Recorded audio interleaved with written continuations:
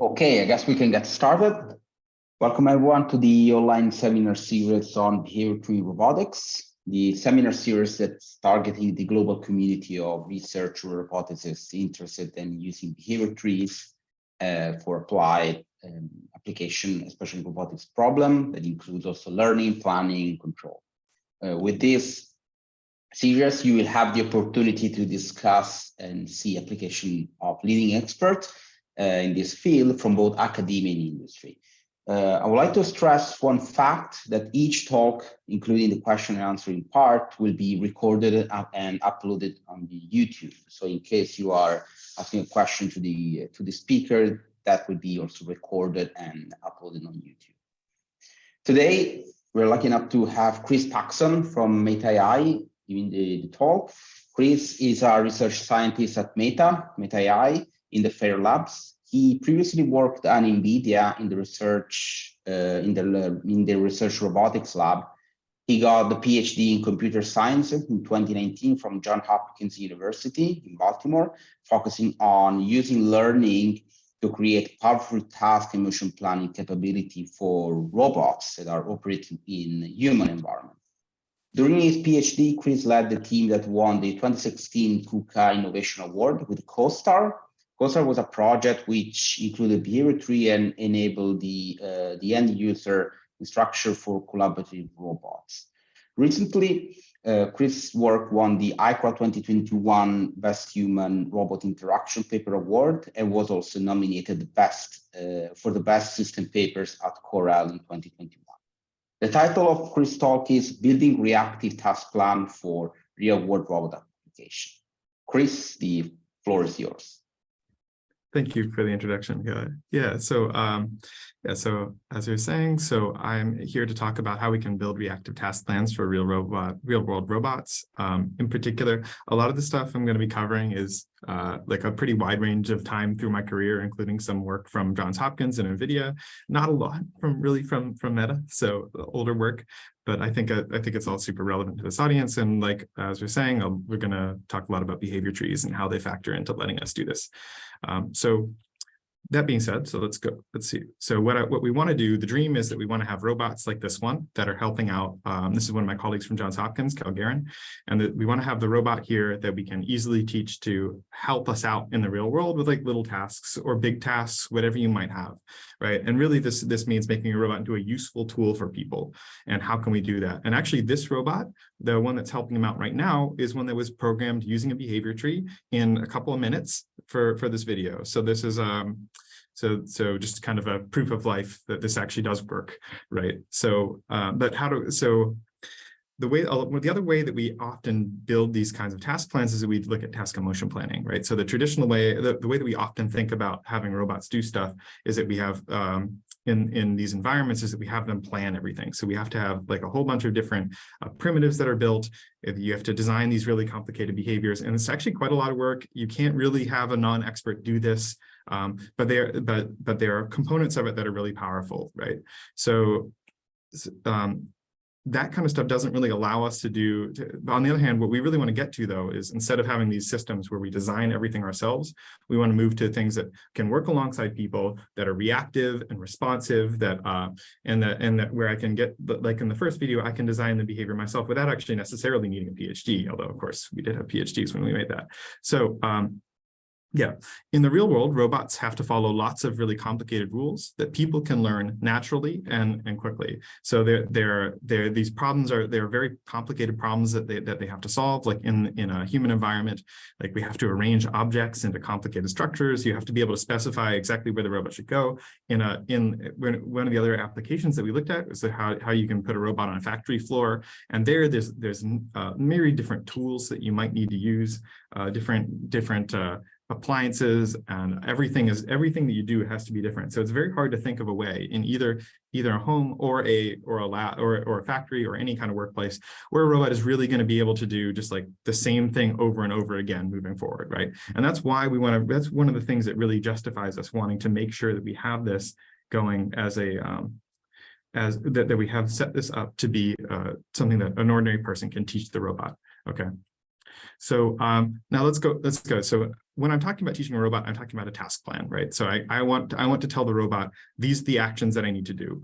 And it can either find those out itself using a bunch of prior knowledge that I've engineered, or I can design that task plan. And really what I'm talking about here is how I can design that task plan. So in this case, here's one, right? So that we have where the robot is supposed to put the can of Spam in the top drawer. To do that, it has to do things like detect the drawer, it has to move to the handle, it has to know how far back to move, it needs to know to go and grab this can, it needs to detect where the can is if I don't know where it is beforehand in the plan, which often I won't, right? So there's a lot of stuff to do. And as it turns out, there's a lot of things that can go wrong, right? So first of all, like if I want to make this robust, like it could be the fact that when the robot is moving around, something will be the current state of the world will be invalid, and like so I could for example get into the state where I close that drawer on the robot, and then okay, now it can't put the thing in the drawer anymore. Okay. Now the robot would have to replan or do something else. We need to have some error handling that will be able to tell us how do we adapt to this problem. Second of all, we can work on there are things like where within a particular action, right, something might still go wrong. I might notice that okay, now the conditions for this action are no longer true, right? I have to be able to program these things so that I can adapt to this, right? Or maybe not, right? So maybe it's something like this where I interfered with a robot, I knocked the can out of the way, so it totally fails. Or it could be something else, like where this perception was wrong, right? Or yeah, something you didn't plan for. Okay, so what we want to do to make this clear is to let our users design reactive composable task plans. Okay, so that we can create complex behaviors. We can give users of robots the ability to build these kinds of things. We want to give them some amount of planning tools and some amount of perception tools so that they can work together to build complicated problems, right? And we identified a couple of different things that we want from this. But now, so there are a lot of ways that you could define this task, right? I could just go ahead and write all this code out in Python. I could write a PDDL, like planning domain description for everything, which is this sort of formal language that describes sort of how actions plug into each other. And then that's the classic task and motion planning sort of way of doing things. Or I could provide demonstrations and learn just purely from demonstration data. That one is like, that's a very exciting direction that in general doesn't scale super well, doesn't really generalize that well. Or we could try to build like some combination of these things where we have some amount of domain information that we use. We have custom user interfaces to make it easier for people to design these tools. And then we expose interfaces. And so we want the system to be usable so that an ordinary person can use the system. We want it to be expressive of a wide range of tasks. So we're not just talking about like, so I shouldn't have to specifically design it to like, I don't know, flip a cup upright or place or put a peg in a hole, right? I don't want to collect a lot of data or tune a lot of parameters for that. I should just be able to do it, right? And also it should be somewhat general, right? Like I should be able to at least to use the tools in the system to adapt to things like clutter or object geometry. I should be able to adapt if an object moves and isn't in the position I expect it to be. It shouldn't just completely fail. Otherwise, I might as well just use the UR toolkit to like memorize the specific waypoints, right? And if I can't generalize, I also can't handle things like the drawer closing early, the example that I gave earlier, right? Yeah. So the core question is, how can we build like useful abstractions for our system so that we can get this to work? And so this is where I'm going to talk about behavior trees to start with, right? So we need our way of like creating these task plans that can represent a wide range of different tasks in the real world. Okay. So for those, given that this is a behavior tree seminar series, I'm expecting that everybody knows something about behavior trees. But like, so this is a behavior tree. This is pictures from Wikipedia. So this is the root node of the behavior tree. So the sort of execution logic starts there. It go down the tree. We have sequence nodes or other internal control flow nodes that tell us in which order execution should happen. Then we have different types of internal nodes like selectors, which tell us which let it try different conditions in various orders. And so, and then we can either like check different qualities, different things that are true about the world, or we can have our implemented skills. A lot of what I'm going to talk to is how we can implement skills and how we can sort of create these trees, right? What those skills should look like. How do we combine them?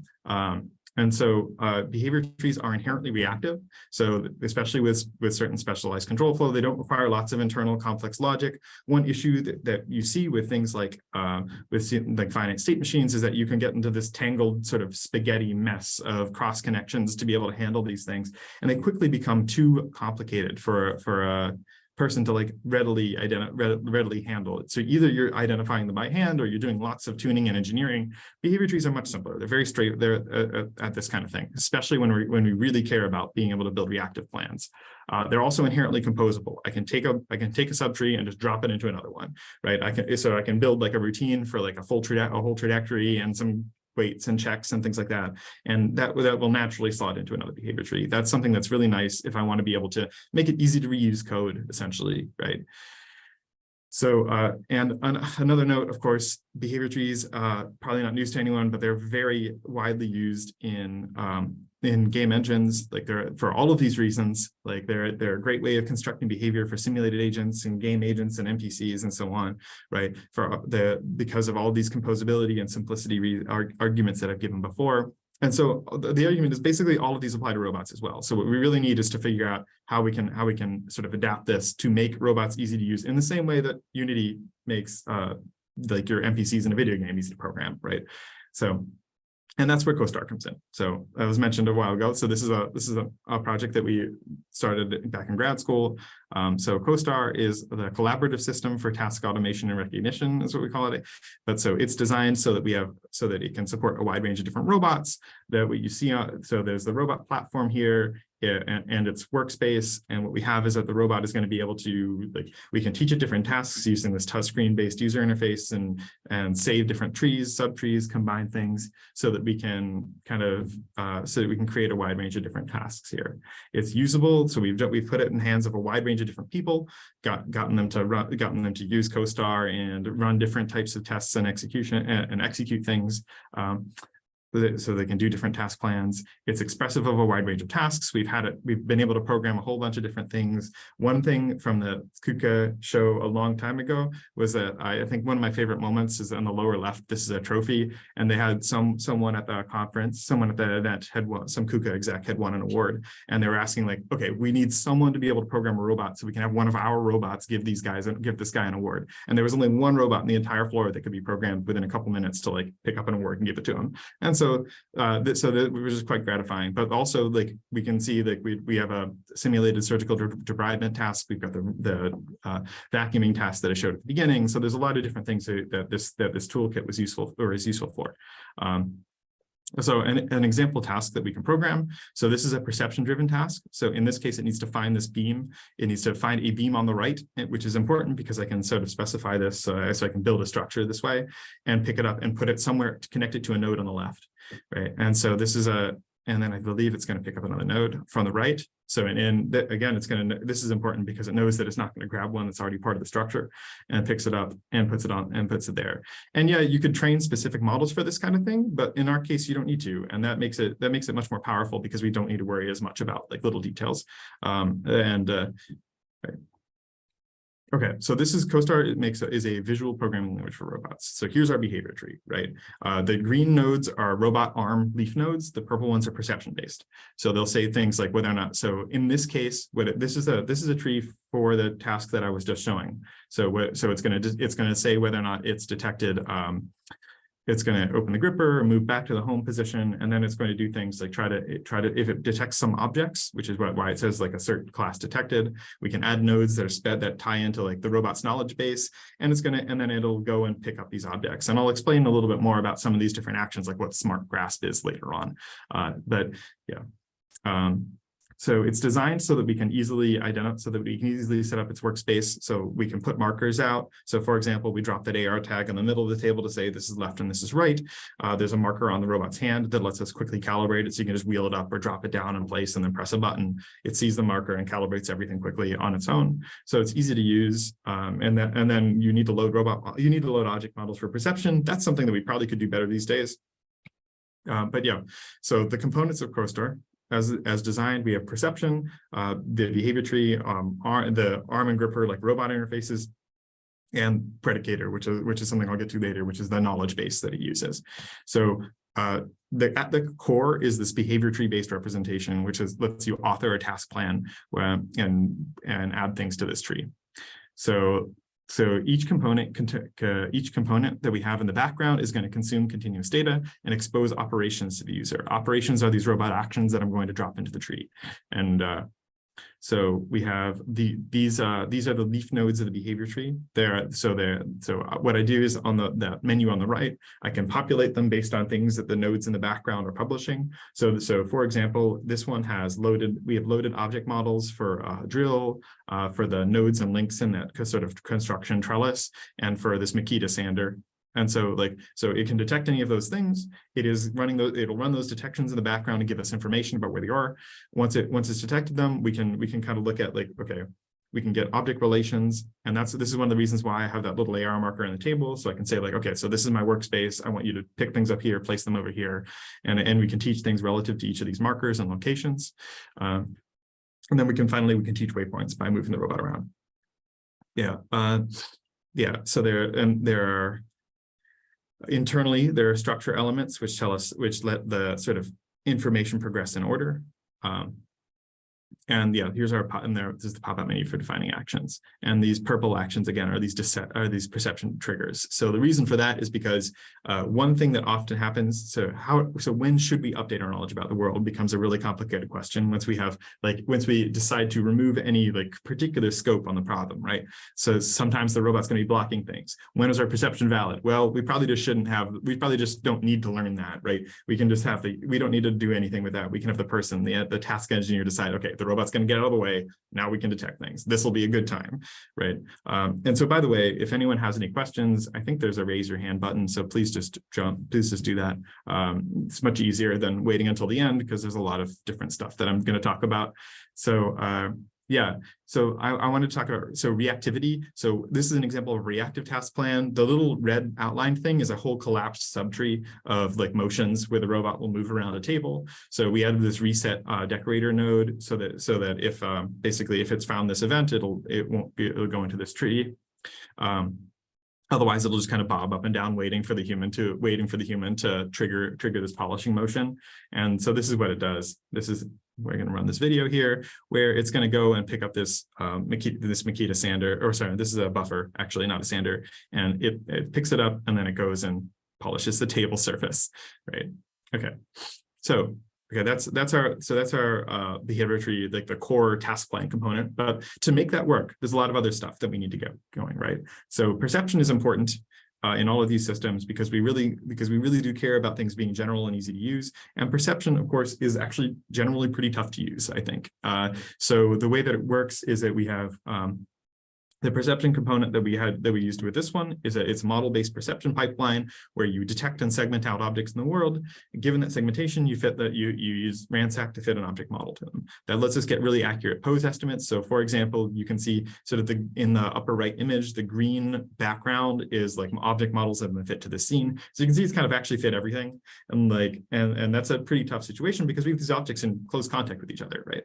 And this is really important for precision tasks where you really don't want a mismatch between what the human expects the robot to be able to do and what the robot can actually do. So having a really robust perception pipeline like this is super important.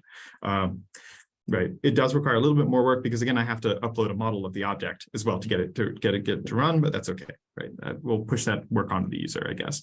And then that information all goes to this semantic knowledge base that I'll mention more.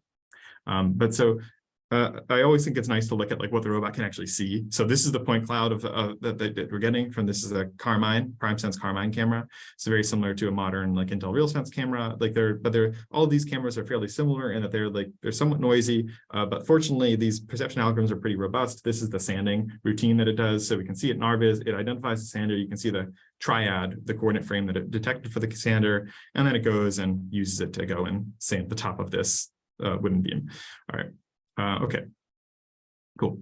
Semantic segmentation gives us these object identifiers, and then we use the Ransack to get the object poses, as I was saying before. So now let's talk about the ARM component. So we designed this so that we can provide a sort of consistent interface to the robot arms, and that's really important because we have a lot of different robots that we'd like to support. It's nice that you can what I need to do is be able to provide this component in the background, which will provide these interfaces for like, this is where the robot moves to. This is what kinds of things it needs to manipulate. These are the actions that it can execute, and so on, right? And so we implemented these for different robots, different grippers. We use the Robotique and the KUKA Robotique grippers, KUKA and Euro-5 arms. We also did some experiments. Like one thing was that one of our master students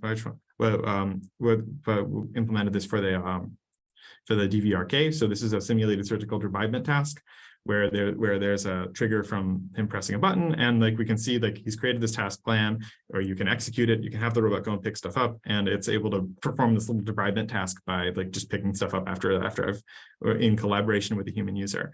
So yeah, so this is the kind of the advantage of this modular setup, and the real core components there are really just moving to positions, right? Like we have kinematics and so on in the background, so you don't really need to worry about anything other than we are teaching relative coordinate frames. Once you teach a relative coordinate frame and sort of a task keyframe position, the planner can handle that. That's part of the job of the component to do, and then everything else, and you can also set configurations for things like a home configuration to help resolve like ambiguities there if you have a 7-DOF arm like the KUKA, but mostly like kinematics, find positions, and do relative motions.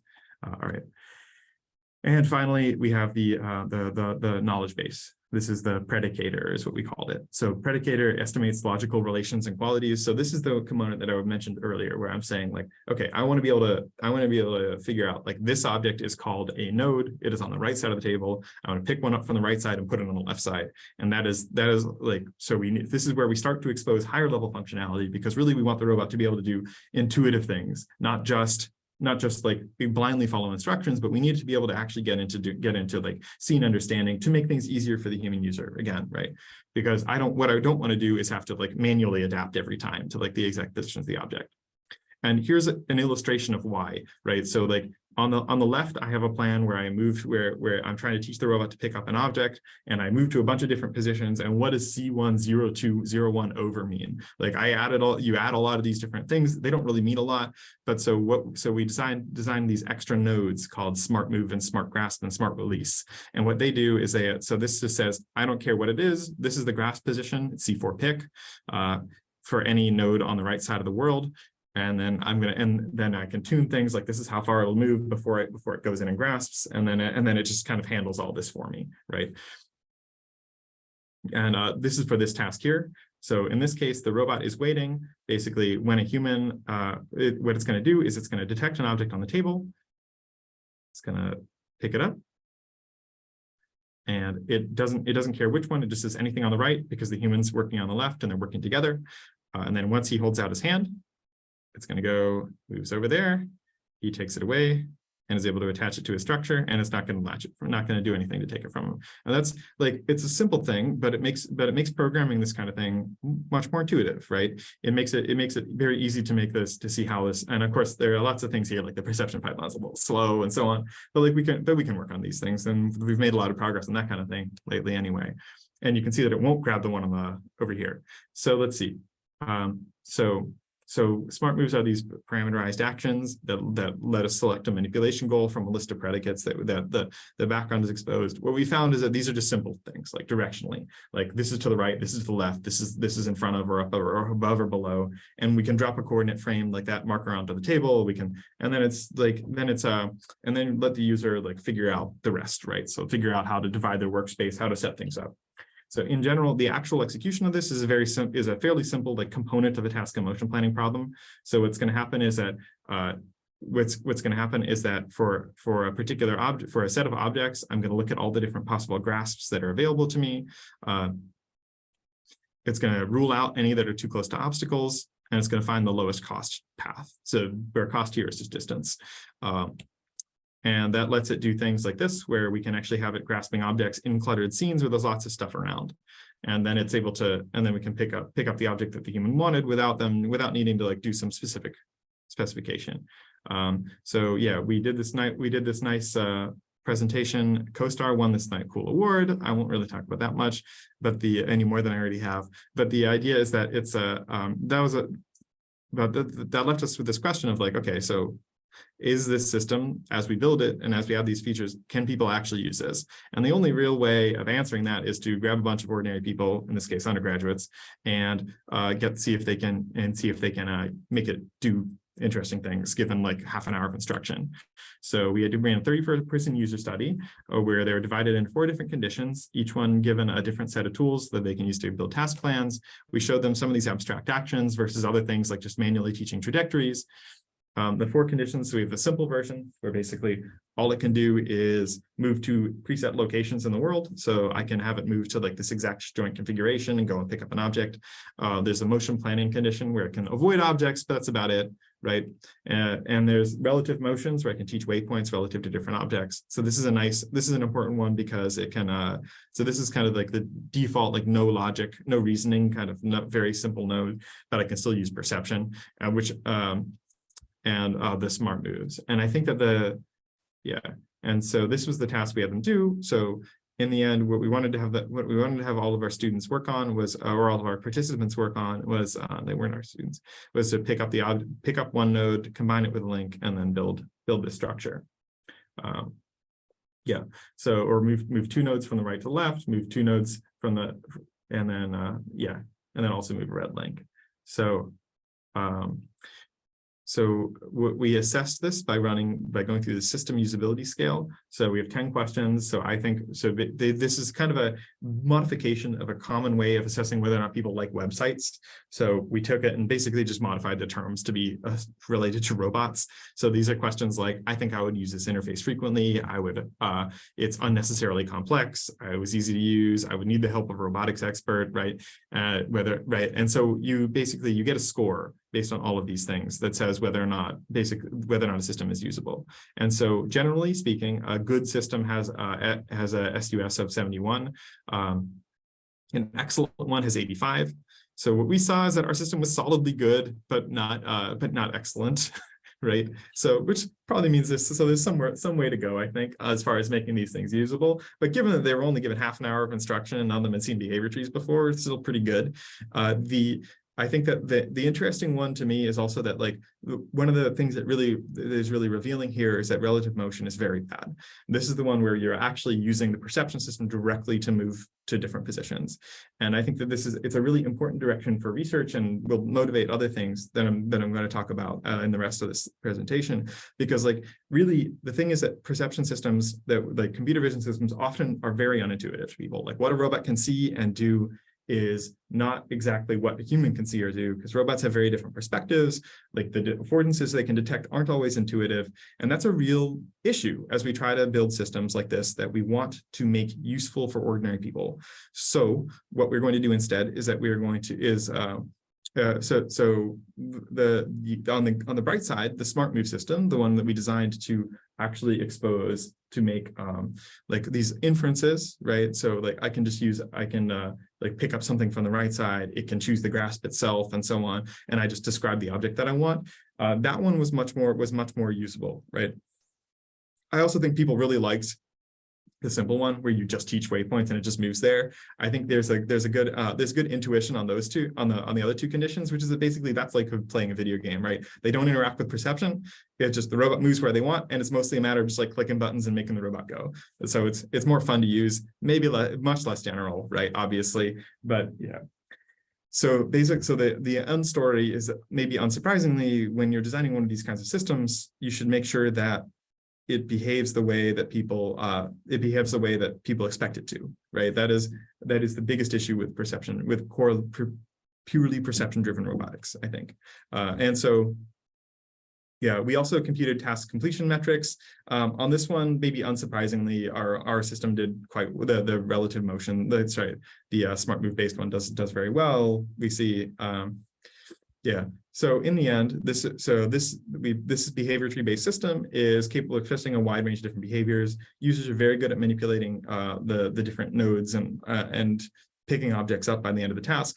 When integrating perception, this kind of abstraction was really important to providing a good user experience. So now I'm going to change tactics a little bit. So and talk about like how we can sort of get to So we've established that building these kinds of things like providing abstractions is really important to user experience when you're trying to build one of these kinds of user interfaces. So we need to figure out how to kind of populate those leaf nodes, how to like automatically construct some of the behavior tree, maybe how to like make it easier for people to design these task plans. And so I mentioned that there was this other approach, task and motion planning, at the very beginning, which is where I still have to design everything but myself, but it's all beforehand, and I generate these big PDDL domain files, like, and I have to like manually describe all the affordances, and it's not very intuitive either to modify these things or get them to run. They're quite complicated, but very cool. Like this, so this is one where the end result is really nice, where basically you just have to, I give it the symbolic instruction to make soup, and I provided all of these different kind of intermediate steps, and it's able to do things like search for all objects it needs and all of this, right? So how do we get our knowledge into this format? But so we still want to be able to make like really low level reactive behaviors. We want to make them easy to use and easy to interact with people. So that we have a small subset of behavior trees, which we're going to use, that where we can construct them automatically. This is not the full set with decorators and everything. This is just like this is a small set which lets us do these kinds of reactive behaviors. I think that in the future it would be that expanding it to the full set is future work, I think. And so basically we have these very simple very simple behavior tree components, where what we're doing is we check these preconditioned and run conditions, where each operation, like the ones in like each leaf node operation from before, is going to have associated with it a set of preconditions, a set of run conditions, and a set of effects. Our planner uses the preconditions and effects to combine them, and then we sort of propagate conditions through this to be able to make to be able to update the actual effective runtime, precondition, and run condition sets for each node, so that things get executed in the right order. And basically we'll just check all of them to see which nodes conditions are executed. So the intuition we can sequence after we sequence up the planner looks like this. So we have LP is the logical precondition set for this approach action, and these are just kind of blobs that sort of illustrate sort of areas in space or areas in our state space that correspond to like this set, right? So we start with our robot being kind of far away from an object. And basically, as it moves, it can only start using this skill if the approach conditions are valid. And then we set up by propagating these conditions through this. Then we end up with a case where we get this kind of funnel through logical state space, where I start with the largest set of preconditions and then push onwards and check to make sure. Okay, so now I know like if the conditions for approach, the post conditions for approach are met, the preconditions for grasp are met, I know I can actually execute this grasp. But if that wasn't the case, if a post condition for approach was no longer met, even if grasp was, now I'm going to go back to this, and then it'll reset and try to do recovery behavior. And this is all again expressive via behavior tree logic and what we're going to do. And so but the nice thing about this is that if the robot, for example, accidentally does something like knocks over an object, if it accidentally achieves its goal, it's going to be happy with that. Like, so it's trying to put both those objects in the drawer. It accidentally, like, we set it up so like we can teleport an object out of its hand. It moves back, recovers. It fails to grasp, it succeeds, and then it goes and is able to successfully do the task in the end. I should also note that I think Michele has a paper doing a very similar thing to this, possibly a little bit better and at about the same time, but still. So okay, executing the task plan. So here's an example of the full execution from before, where I can interfere with it. Like we can mess with our robot, and it can execute these full long task plans as I move things around, and it's able to adapt and nicely respond to being able to my interference. Okay, so yeah, now I think it's always nice to look at what the real perception looks like, because again, like we were saying earlier, the perception systems often look quite a bit different than what we would think they look like. So here's one where this is a screen capture from RViz, which I'm sure you've all seen before. But where the robot is trying to do the same task, putting this can in a drawer, and this is a view from the robot's external camera. On the left, we see the raw RGB video feed. On the center, we see the detection. On the right, we see the pose estimation for the spam can. And on the bottom, we can see the pose estimation using DART, which is a tracking framework for the cabinet. And yeah, and so as you move around, you can see that like a lot of these things a lot of these errors that we get are from things like I can push the arm around and have it snap back. I can see that the like even if we move it out of its approach cone for approaching the handle, it'll adapt nicely. And then there's the perpetually wobbling like 3D pose estimate for where the can actually is, but hopefully it's robust enough that it'll be able to go and grab that. And in fact it is. So you can see it predict as I close the drawer. Cool. So we did a bunch of experiments using this kind of kitchen domain that I've shown a few times in simulation. The reactivity really helps. We're able to quickly replan without running our task and motion planner or anything like that. So yeah. Another case where this is really helpful is working alongside people. So in this case, we have so what we wanted to do is be able to design a system so that basically any person could go and hand over objects to our robot, so that they can whatever that object is, and all these same rules apply where we need the plan to be robust and reactive. I'm going to say this is not so much on the behavior tree side, but this is how we implement a leaf node that goes into this subset of our behavior tree subset we found really powerful. And also, I think you can tell that this is a user study during COVID because everyone's wearing masks in the lab. So we have the human. So we have human tracking. So this is the baseline component that we use for this. Is that we detect the person's skeleton, find their hand, segment it out, and we can use that to detect the sort of point cloud around which they have for the object. This lets us generate a set of grasps, which can go into our task execution framework using our reactive task execution framework. And so the general actions that we use here that get generated are that we have this wait action, we choose a grasp, it picks once it gets within a certain time period, it no longer is really updating perception. It just like is going to move to a particular position. This is another important thing because we start to get lots of occlusions once the robot gets close. So it needs to actually just say, okay, I'm aligned, I'm confident, I'm just going to grab here, and it does that open loop. But everything else up to that point can be reactive. And then of course, actually placing and completing the task, which can be reactive as well. Another video. And so this, I think you can see the segmentation models running here and the grasp estimator running as well. So yeah, and on the lower right, you can see how far along it is in the task plan. Yep. So for this one, we implemented a couple of grasp metrics, which are useful. So we penalize possible graphs that have a score. So we use a 6DOF GraphNet, which produces and estimates a score for each grasp. It is a very powerful tool for being able to predict graphs for arbitrary objects, but it's not perfect. So we penalize graphs that have a low score. We choose graphs that are as close as possible to previous graphs and that are also as close as possible to the home position. And balancing between these two terms is really important because what you don't want is for the grasp estimate to sort of diverge far away from what the human expects. So we end up with the robot kind of contorting its arm into a really weird configuration and then like running into the table, or not really running into the table, of course, but like getting into a state that makes the human really uncomfortable, which we did see without this term. And then for the chosen grasp, we're going to find an inverse kinematic solution and plan reactively. And so one cool thing about this is that we're able to show a bunch of different we are able to show how this system is reactive, even if we like turn and manipulate the object. So like if a grasp goes away, it'll be able to reset and go back and find the correct action to go and manipulate it.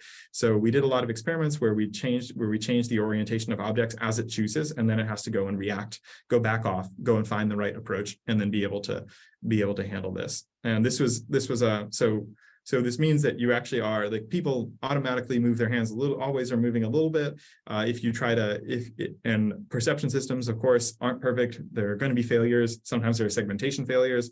We did have a lot of segmentation failures with just from things like different lighting conditions and skin tones and so on. But and it works better. But this one works better. So yeah. So and now we have a good system, and so we have. We noticed that like as you move the robot around, we end up with task time here. So we're able to complete our tasks quickly, changing orientations. We did a user study. Sorry, user study on a set of 26. Sorry, it's me. This should not be. So, right. So we have a, so we did this user study with a set of different people, 10 different objects. Either you asked to hand over the objects in a particular order, and then we have, right. And so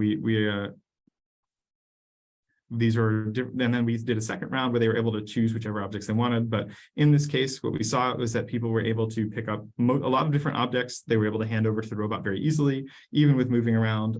And then so we see a lower success rate particularly for smaller objects. I think we saw much lower success rates, like handing over a plastic spoon, where like the grasps available to the robot are going to flip a lot because just due to perception issues. Marker and the mug were the other cases where we see this, right? So in general, this is again a case where like the issue is often that the failures are not intuitive. Like, why can't the robot grab it here? I'm going to move it closer. And then of course, moving it closer means that the robot has to go and react and find a new grasp, and then everything gets complicated, right? So we end up seeing that actually it's quite difficult. So in general, we saw things like the robot's able to people thought the robot was able to adapt its planned motion to the robot in the hand, is able to adapt to different object geometries well. These are quotes from users in our user study. So they're able to adapt to the approach direction to objects that were highly asymmetric. When you held it in different orientations and often made adjustments in the middle of motions, it was able to adapt very fluidly. And there were people were mostly confident that it wouldn't grab their hand. So in general, so we have this system. What I've gone through so far, we're saying that we can sort of automatically construct plans. We have this intuition that building these intuitive low-level controllers that integrate perception in intuitive ways is really important. But we still have this problem, which is that we get a lot of errors with our state estimation pipeline right here. Like a lot of the failures that we see are because of things like the segmenter failing, because like the time of day was wrong or whatever for the hand segmentation, or like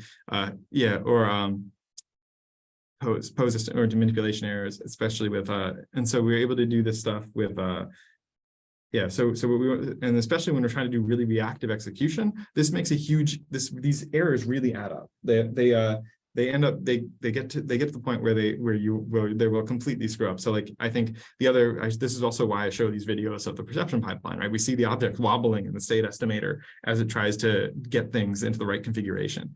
So let's say, okay, you know what? So using machine learning to actually estimate the exact poses of every object, very difficult, right? But what isn't very difficult is that instead of doing this, we can execute tasks. We can, instead of doing that, we can have it estimate how far, we can have it estimate, like specifically estimate the preconditions of our tasks. We can find out, like, can we actually execute this action? The behavior tree fact check nodes are the correct place to put our learning instead of doing state estimation purely. So let's try this idea out. This is what we call deep planning domain learning. What happens is that you take in the robot state information, estimate logical state variables for the particular scene. That goes into the planner. So we're still going to use a simple symbolic planner to do all this and string our nodes together. And then if the plan's valid, then we can execute, then we can compute our robot position and estimate where the robot's going to go. And so this is the output from the logical state estimator. So I'm going to show some examples of like how it behaves. On the right is a picture of a simulated robot executing this task. This is black entries in this massive table there. So this task plan involves a ton of different conditions, as they often do, right? So like even though it might not look like that many because it's only going to be manipulating a couple objects, but like the red condition labels are ones that are negative, actually true negative. Green is true positive, and false positive and false negative are blue and yellow. And so we're going to see that, like, basically as the robot moves, it moves up to the top to grab something. It sees its conditions are changing because it's going to see that it's no longer grabbing the handle, the drawer. It's going to see that it's in approach region. And then as it moves closer, as it approaches the grasp position, there's a couple frames where it's very ambiguous before its ambiguity resolves. And then after a brief delay, it corrects those two conditions. And now it's confident enough to keep moving. It moves on to the next condition. It updates a whole bunch of things that say that, like, okay, so it's detected, it knows where the sugar box is, the arm is no longer free to move, but it's in contact with that box. It's grabbed it, The grip is not open anymore. When the object is teleported away from the robot, it's never seen this kind of condition before, so a bunch of conditions become false. And then it's able to quickly adapt and move the object and put it in the drawer. Yeah. Okay. So for this one, we actually trained low-level policies for it. And so you can see, just as a matter of curiosity, like you can see like the kind of the images on the right are what it's predicting the world should look like next. And then on the left, it's going to those positions. So, and finally, this kind of stuff does actually work pretty well in the real world. The nice thing about this, you're able to train all these different conditions in simulators, and then we can have it execute tasks like this. And so in this case, there's a whole bunch of different actions available to the robot. It's able to pick up objects from the table. It's able to singulate objects. So like we add conditions for whether or not it can singulate them, like moving objects apart. And then we can create these task plans so that we can react, so that given perception components, we can have it go and pick up all these things. And this is, again, this is without explicitly training without models. Like we no longer are using ransack to get the exact object orientation right, but we can train these skills to be able to do stacking, and we can give it let it stack to do a really wide range of different object orientations. So one last thing to describe is that this, as soon as we get into learning, now we really need to push to keep making things intuitive. We're getting more and more abstract here, right? And finally, we can no longer do this where we have the objects, where we can generalize to different types of, where we have the exact object models. In this case, we were training on our objects, so we still kind of have that assumption. So let's try to train on a whole wide range of different things and see if we can get it to work. So we talked about this. This was SoarNet, which is at Coral last year. And so, which is in this case, we have a system where we extract object embeddings for each one, and now we're going to estimate all of this high-level information and policy information, and then we can go into the same execution pipeline. So so we have this embedding network, which takes in a sort of VIT, the transformer model, gets a bunch of different image patches for each object, and now we have our object representation, but it's a vector that we've learned instead of it being like points or state estimates or anything like that, or even classifier estimates. It's this vector state, and we can apply it. So we can we do our transformer encoder and get those embedding vectors, and now we train on these object environment relations and object relations. And we're able to, and so the conditions are going to be very familiar based on the whole rest of the talk. They're things like, is this to the left of that? Is this held by me? Is this on the far close part of the table? Is it aligned with the yellow one yet? And so now we can build up this set of classifiers, which we can train in simulation, test in simulation or in the real world. And we don't need certain types of supervision. We don't need to care about object pose, for example, anymore. But then they capture, but we find out that even without direct supervision on those things, like with fairly light labels that are just like describing these relationships, we get something that will actually accurately learn the continuous relationships between different objects. So they're showing that it does in fact learn that you can visual servo to different objects here fairly accurately. In the real world, we tested it with 4 different blocks that we haven't seen. And we're able to predict the set of predicates and have it do different tasks like this one. So in this case, it's supposed to put the yellow block in the center and then stack, the red block in the center and then stack all the others, stack on top of it. Stack red, yellow, and blue, I believe. Yeah, and so that so able to estimate this stuff given our embedding vectors, given unknown objects, and so that's exciting. So. I think that's so. Yeah. So to summarize, I think that we've got some components that show that like behavior trees are a powerful and intuitive way for creating reactive perception-driven robotics. Like as we try to build useful tools for people, what we really need to do is to make like abstract components that are leaf nodes and integrate perception in particular, because integrating perception is one of the hardest parts to get right if you want to make these things easy for people to use. And so that's kind of the direction I've been moving in personally, is trying to make these things, making these like easy to use perception operators so that we can have people engineer engineer behaviors for robots this way. And like we've shown how we can like kind of reactively build trees and combine and design these components so that we can kind of construct these plans automatically and intelligently using perception and planning. And so one last thing I want to note. One of my colleagues on the CoSTAR project, Kel Guerin, actually spun out this project, which you can see the UIs on the left there. And then they actually have a company that's doing stuff based on this this whole thing, which is Ready Robotics, and it's pretty exciting. I think they just raised their Series B or something like this. So they're doing really it's exciting stuff for them. Thanks to all of my colleagues at JHU and NVIDIA. And yeah, thanks. And I think we have time for questions. So. Thank you, Chris, for the wonderful talk. So I'd like to ask the audience if they have questions to raise the hand through Zoom. Thank you.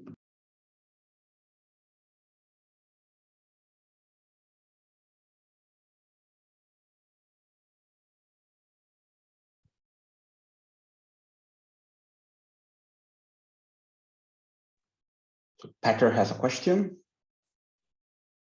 Okay. But let's Elmira can have the question first. Oh, okay. Sorry, I didn't see the order. Yeah, Elmira, please go ahead. Okay. So thank you for the great talk. You can hear me, right? I actually have a problem hearing you, Elmira. I don't know if that's the case for Chris. Oh, okay. I think the connection is bad. Yes, I think my internet was unstable. Perhaps you can write the question in the chat. Can you hear me now? I feel it's better, the connection. Yeah, this is a lot better. Yeah, I mean, I can do that if you cannot hear me. It's just that, okay. Oh, you can hear, okay. So I have a question. Did you ever try objects that were not possible to do? Okay, I will write it. Okay, thank you.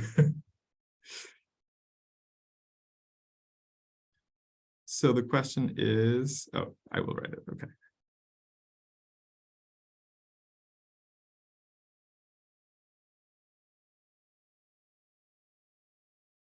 Well.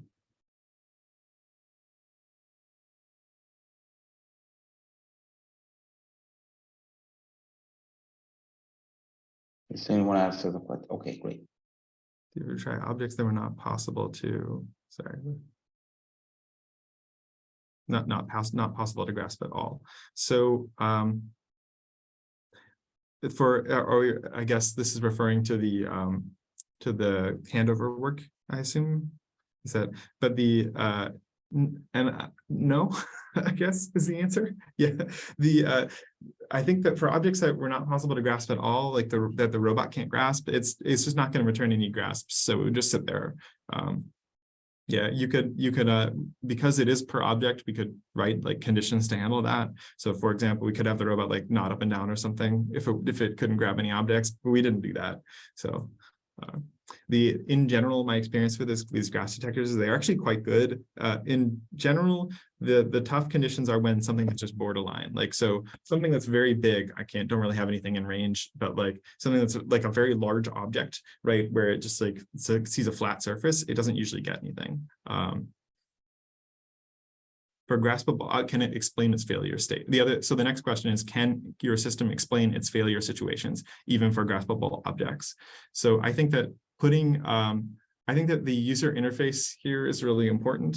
For grasp failures, I think that the answer is not really, and that is a huge problem, actually. Like, I think that like when it comes to things like this is why I was mentioning, particularly for mugs, like holding up this cup, just as an example, right? So this is the edge of a cup like this is very small. There's very few points on it. So that means that the grasps will sometimes be kind of flaky, and you'll often see, especially if there's a small motion, this won't be obvious anymore. And this is one of the reasons why I think that there needs to be a closer connection between like human robot interaction and perception and task planning, because like task planning can help a lot, motion, because we can choose any of the grasps and choose to back off and get better views and stuff like. stuff like that. But we still have these cases where we're interacting with a human, and yeah, you can't really tell why it's failing, right? So I think the answer is not really. I think the UI helps a little bit with that, but I think it's a really important direction for future work. Yeah.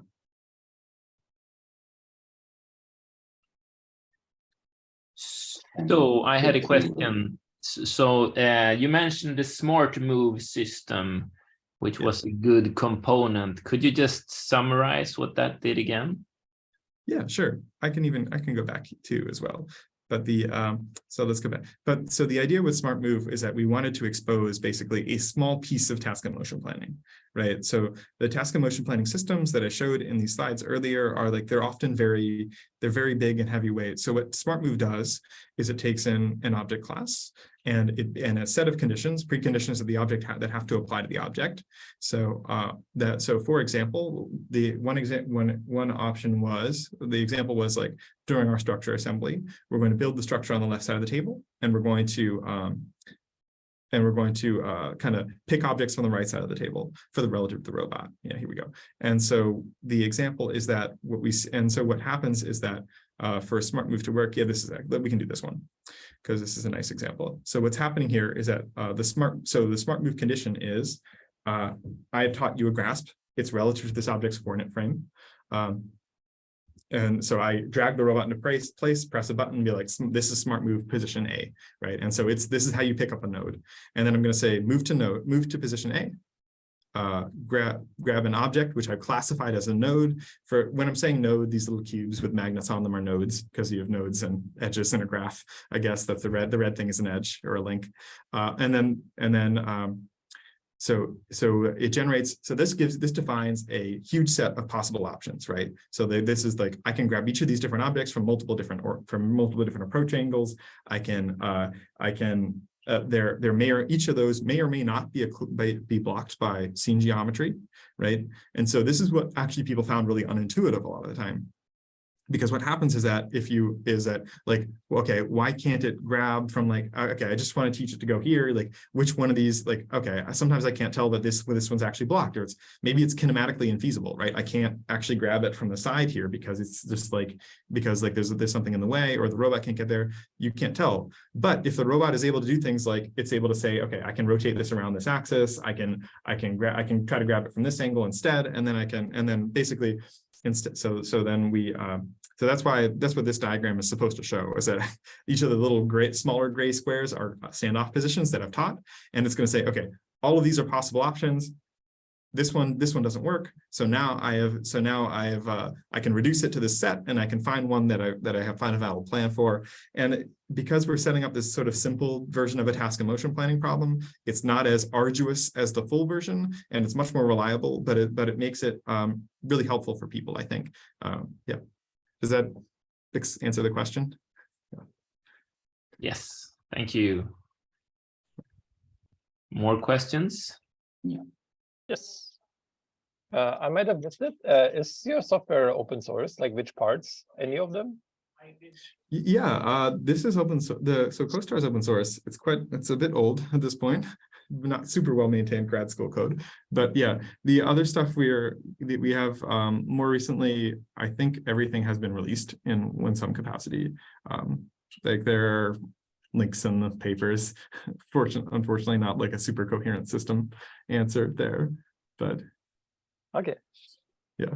Are you aware, this is always a tricky question, but what about related work, like other systems that have similar capabilities? Do you know any? So I know that there is a bunch of good work from so it depends on what you mean. So I think that there's a whole line of work from DLR on building good user interfaces for robots that is just fantastic and much better, like a much more coherent effort than ours, I think. And of course, I mean, Michaela and Peter have done a ton of work on behavior trees. So I don't know, it depends on what you mean. So yeah, like an integrated skill system that, for example, has an internal representation as the world model. Yeah, that kind of direction. Yeah, I think that the closest is this the prior work that I mentioned from DLR. I can share that later or something. Thank you very much. Yeah. And that I think that is I'm sorry, I'm blanking on the name of the project. I think it's Commander, but maybe you guys know. But it's It's not behavior tree based. It is, but it is, again, like a very detailed system for doing this. So it's yeah. Thank you again.